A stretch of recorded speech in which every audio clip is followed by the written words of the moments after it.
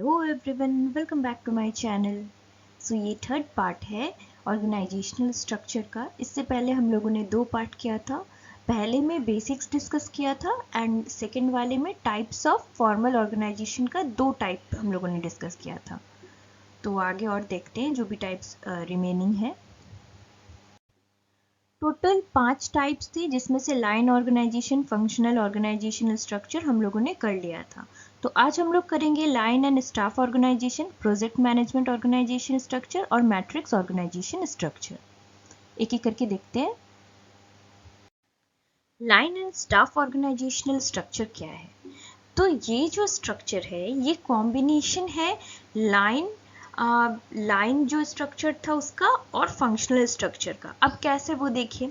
Line structure जैसा रहता है सिंपल सा वैसा ही रहेगा। जैसे पहला है मैनेजिंग डायरेक्टर, उसके बाद कौन होगा? वर्क मैनेजर, उसके बाद होगा प्लांट सुपरिटेंडेंट, फिर होगा फोरमैन, होगा फोरमैन के बाद हो जाएगा आपका वर्कर।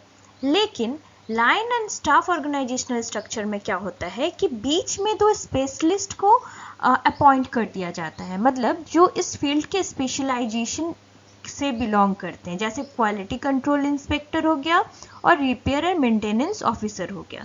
तो ये दोनों क्या करेंगे, ये जो ऑफिसर्स हैं ये हमारे लाइन ऑफिसर्स को असिस्ट करेंगे, या आप कह सकते हो सजेशंस देंगे।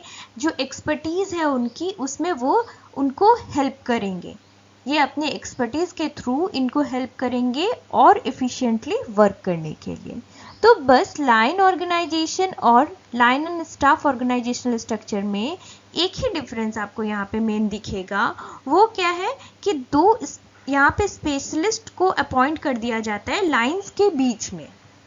जैसे लाइन ऑफिसर्स जो भी हैं उनके बीच में स्पेशलाइजेशन के लिए स्पेशलिस्ट को अपॉइंट कर दिया जाता है। अब देखिए यहाँ पे क्या लिखा हुआ है।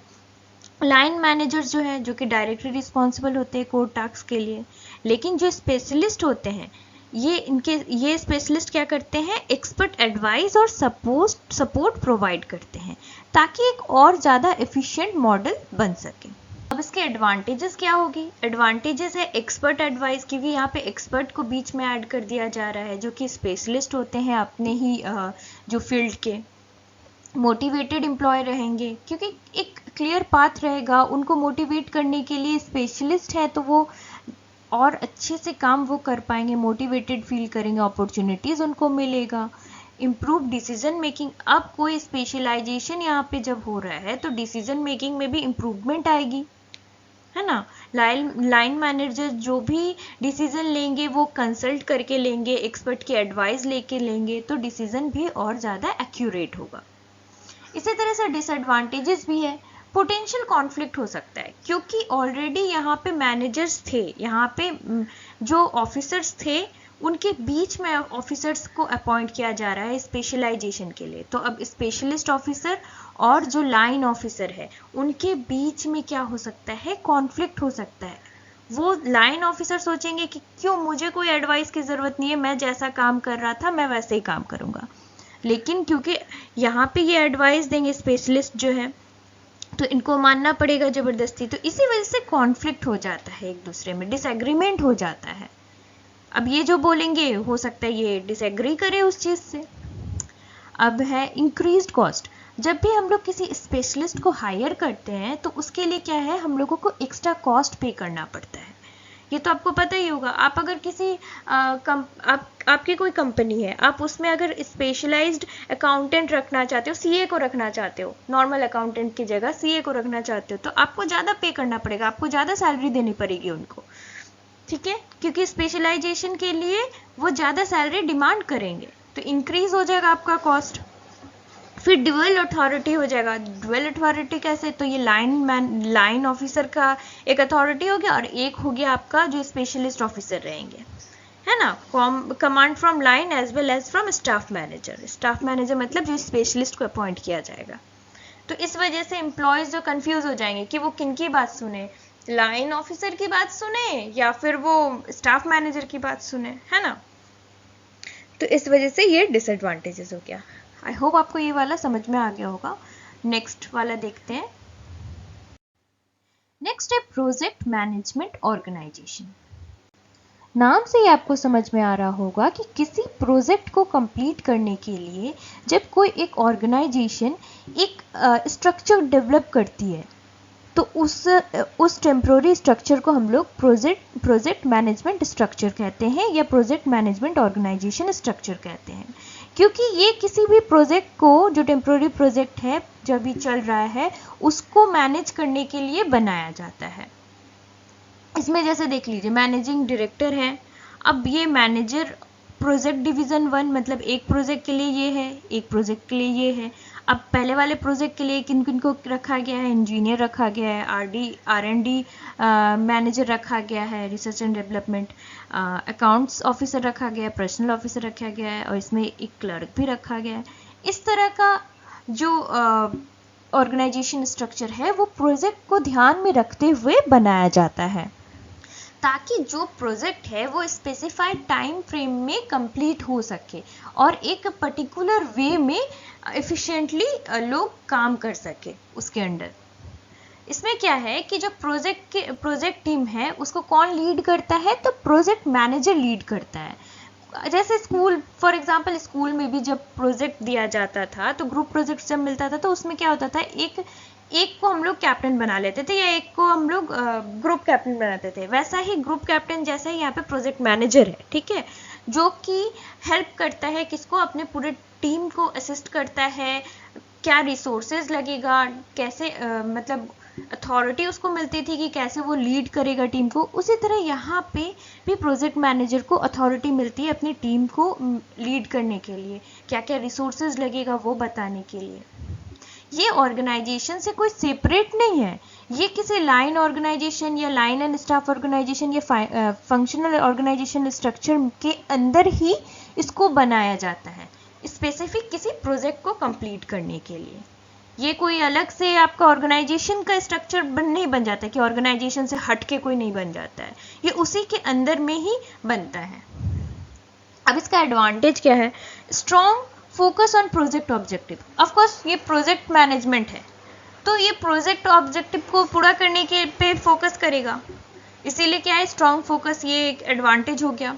फास्ट डिसीजन मेकिंग होगा क्योंकि एक प्रोजेक्ट पे मान लीजिए अगर ऐसा कुछ ऑर्गेनाइजेशन स्ट्रक्चर ना बनाया जाए तो कोई एक प्रोजेक्ट पे काम चल रहा हो तो बार बार हमें क्या करना पड़ेगा, जो अपर अथॉरिटीज़ है उनसे बात करना पड़ेगा, उनसे पूछना पड़ेगा कैसे कंप्लीट होगा नहीं होगा। बट यहाँ पे है मैनेजर जो प्रोजेक्ट मैनेजर रहता है उसके पास सारा अथॉरिटी जनरली रहता है ताकि वो क्विक डिसीजन ले सके उस प्रोजेक्ट को लेके, ठीक है।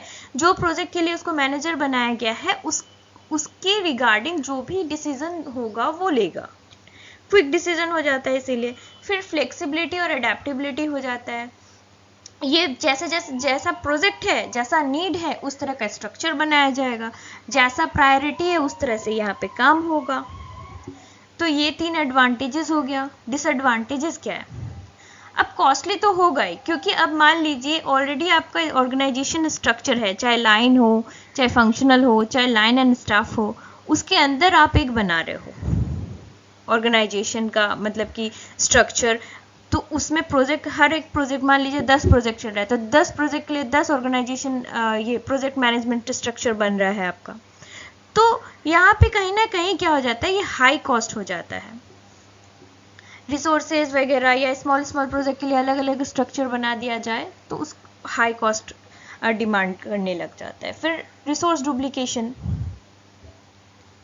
अब मान लीजिए 5 प्रोजेक्ट चल रहा है, पांचों में आपको हो सकता है कि सेम टाइप का चीज या स्किल मांग रहा हो। जैसे फॉर एग्जांपल ये वाला ही देख लीजिए, 2 प्रोजेक्ट है, 2 प्रोजेक्ट में इसमें भी इंजीनियर चाहिए, इसमें भी इंजीनियर चाहिए, इसमें भी अकाउंट्स ऑफिसर चाहिए, इसमें भी चाहिए। तो क्या हो जा रहा है, यहाँ पे डुप्लीकेशन हो रहा है, रिसोर्सेज डुप्लीकेशन हो रहा है। स्किल सेम चाहिए तो रिसोर्सेज भी आपका डुप्लीकेट हो रहा है। नेक्स्ट है टीम मेंबर इनसिक्योरिटी, जो टीम मेंबर रहेंगे उसमें इनसिक्योरिटी रहेगा। क्यों, तो जैसे ही ये प्रोजेक्ट कंप्लीट हो जाएगा तो क्या हो जाएगा, जॉब की अनसर्टेनिटी हो जाती है। मतलब ये तो फिर आपका स्ट्रक्चर ही टूट जाता है, तो फिर वहाँ पे आप उसकी जॉब रहेगी या नहीं रहेगी, ये एक इनसिक्योरिटी का कारण बन जाता है। क्योंकि ये प्रोजेक्ट मैनेजमेंट स्ट्रक्चर कब बनता है, प्रोजेक्ट को पूरा करने के लिए। जैसे प्रोजेक्ट खत्म हुआ तो फिर ये एक डिबेटेबल हो जाता है कि हाँ जॉब रहेगा या नहीं रहेगा, इसीलिए अनसर्टेन हो जाता है। Next, project manager authority issues. अब अथॉरिटी इशूज क्या है? Excessive authority can lead to resentment and stifle creativity. अब मानिए ये जो प्रोजेक्ट मैनेजर है ये कुछ ज़्यादा ही अथॉरिटिव हो गया, अब ज़्यादा ही सारा चीज़ में वो बर्डन डाल रहा है अपने जो उसके नीचे वाले एम्प्लॉयज़ हैं, या आप कह सकते हो नीचे के जो भी मैनेजर हैं। तो क्या हो जाएगा, वो रेजिस्ट करेंगे या क्रिएटिविटी अपना नहीं दिखा पाएंगे। तो ये सारे डिसएडवांटेजेस हो गए। तो अब लास्ट वाला हम लोग देखते हैं, ये तो 4th नंबर हो गया आपका। 5th वाला देखते हैं क्या है। Matrix organisation. सबसे ज़्यादा क्वेश्चन इसी से आते हैं, तो इसको अच्छे से समझिएगा। इसमें क्या होता है, मैट्रिक्स ऑर्गेनाइजेशन स्ट्रक्चर में ये एक हाइब्रिड अप्रोच है। ये वर्ड याद रखिएगा, आपको एग्जामिनेशन में स्टेटमेंट बेस्ड पे दिखाता है, ये वाला वर्ड रहता है जनरली, ठीक है। क्या है, हाइब्रिड अप्रोच है। अब हाइब्रिड अप्रोच क्यों है, तो इसमें आपका ये मल्टीपल मैनेजर को है ना रिपोर्ट करना पड़ता है एम्प्लॉयज़ को, वो उनको रिपोर्ट करना पड़ेगा। फंक्शनल ऑर्गेनाइजेशन के जो मैनेजर, फंक्शनल मैनेजर को भी रिपोर्ट करना पड़ेगा, प्रोजेक्ट मैनेजर को भी रिपोर्ट करना पड़ेगा। और बहुत टाइम क्या होता है कि एक दो डिपार्टमेंट है मान लीजिए, अब दोनों मिलके कोई एक प्रोजेक्ट पे काम कर रहे हो, तो उन दोनों को भी आपको रिपोर्ट करना पड़ेगा। देखिए है ना, क्रॉस फंक्शनल कोलैबोरेशन। फिर रिसोर्स शेयरिंग भी करनी पड़ेगी। अब एग्जाम्पल यहाँ पे दिया हुआ है, क्या एग्जाम्पल दिया हुआ है देखिए। जो इंजीनियर है एक कंस्ट्रक्शन कंपनी का, उसको इंजीनियरिंग मैनेजर को भी रिपोर्ट करना पड़ रहा है, जो कि एक फंक्शनल ऑर्गेनाइजेशन स्ट्रक्चर का पार्ट होता है। और उसके साथ ही जो प्रोजेक्ट का अभी फिलहाल काम चल रहा है, कोई बिल्डिंग बन रहा है मान लीजिए, वो उसी प्रोजेक्ट पे काम कर रहा है, तो प्रोजेक्ट मैनेजर को भी उसको रिपोर्ट करना पड़ेगा। एम्प्लॉयज़ को इसीलिए क्या होता है, दोनों तरफ उनको ध्यान देना पड़ता है, किसे किसे रिपोर्ट करना है। ये स्ट्रक्चर से भी आप देख सकते हो। जैसे फॉर एग्जांपल मान लीजिए कोई आईटी वाला जो बंदा है, जो एम्प्लॉय है, उसको आईटी मैनेजर जो होगा, जो हेड होगा, उसको भी रिपोर्ट करना पड़ेगा। एंड उसके साथ ही जो मान लीजिए करंट प्रोजेक्ट चल रहा होगा, उसको भी रिपोर्ट करना पड़ेगा, जो टीम लीडर होगा प्रोजेक्ट का या प्रोजेक्ट मैनेजर होगा। एंड मान लीजिए आईटी डिपार्टमेंट और फाइनेंस डिपार्टमेंट मिलके कुछ एक प्रोजेक्ट्स कर रहा होगा, तो उसको ये रिपोर्ट करना पड़ेगा। तो इसी तरह से क्या हो जाता है, यहाँ पे मल्टीपल मैनेजर्स को रिपोर्ट करना पड़ता है एम्प्लॉयज़ को।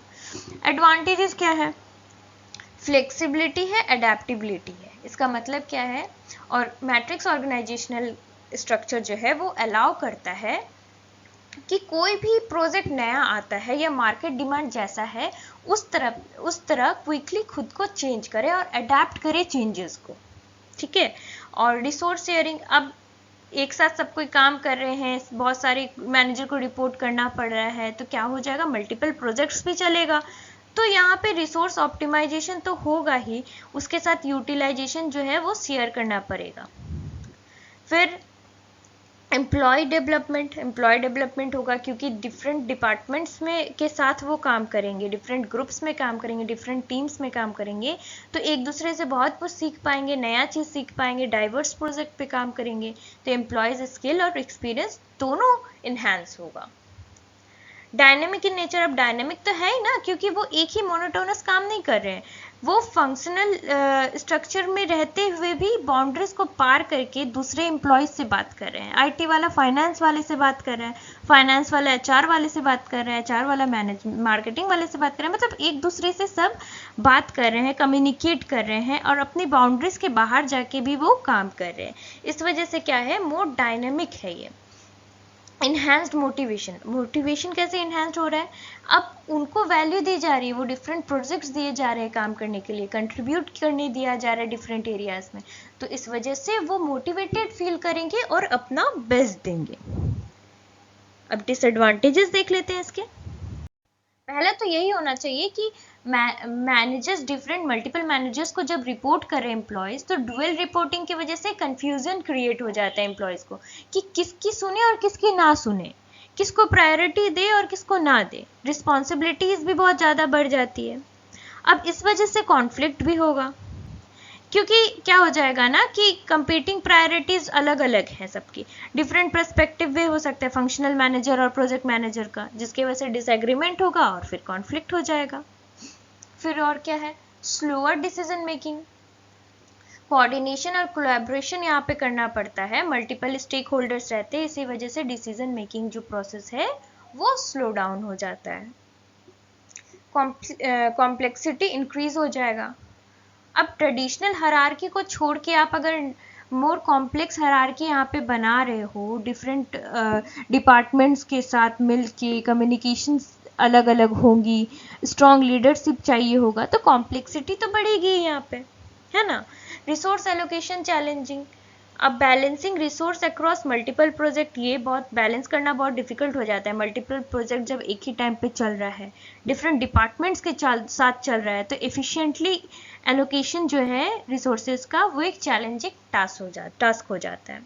अब है increased cost need for additional coordination. अब एडिशनल कोऑर्डिनेशन और मैनेजमेंट की वजह से इंक्रीज हो जाता है ऑपरेशनल कॉस्ट, जो ऑपरेशंस चल रहे हैं उसके वजह से, उसको कोऑर्डिनेशन और मैनेजमेंट करने की वजह से यहाँ पे कॉस्ट इंक्रीज हो जाता है। पोटेंशियल फॉर बर्नआउट, एम्प्लॉयज जो है वो स्ट्रेस फील कर सकते हैं, बर्नआउट फील कर सकते हैं, क्योंकि मल्टीपल चेंजेस हो रही है, मल्टीपल रिपोर्टिंग्स हो रही है, और बहुत सारे प्रोजेक्ट्स जो हैं अलग अलग डिमांड्स कर रहे हैं। इसी वजह से उनमें थोड़ा सा क्या हो जाएगा कि वो थक जाएंगे, वो स्ट्रेस्ड आउट फील करेंगे कि क्या हम क्या क्या संभालें। तो ये सारे डिसएडवांटेजेस हो गए। सो हम लोगों ने फॉर्मल ऑर्गेनाइजेशनल स्ट्रक्चर का सारा टाइप यहाँ पे देख लिया है। तो नेक्स्ट वीडियो में हम लोग इसके क्वेश्चंस भी कर लेंगे पहले, उसके बाद अगर इनफॉर्मल ऑर्गेनाइजेशन स्ट्रक्चर पे हम लोग हो सकता है तो मूव करेंगे, लेकिन ये ज़्यादा इंपॉर्टेंट था पहले, इसीलिए मैंने इसको कवर किया है। That's it for today's video. If you like the video, please like, share and subscribe. अगर आपने पार्ट 1 एंड पार्ट 2 नहीं देखा है ऑर्गेनाइजेशनल स्ट्रक्चर का, तो मैं लिंक डिस्क्रिप्शन में दे दूंगी, आप देख सकते हो।